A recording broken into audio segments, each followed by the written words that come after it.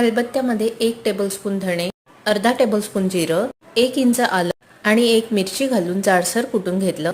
स्वच्छ धुवून घेतलेली भेंडी चिरून घेतली.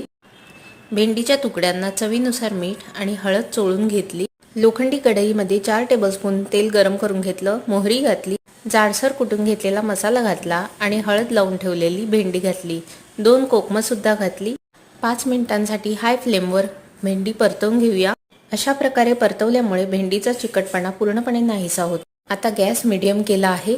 आता अधूनमधून झाकण ठेवून भेंडी व्यवस्थित शिजवून घेतली.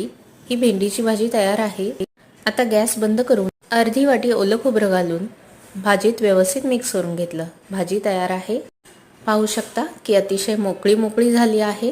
भाजी आपण लोखंडी कढईत केली आहे आणि तेलावर परतवलेली आहे, त्यामुळे अजिबात चिकट होत नाही.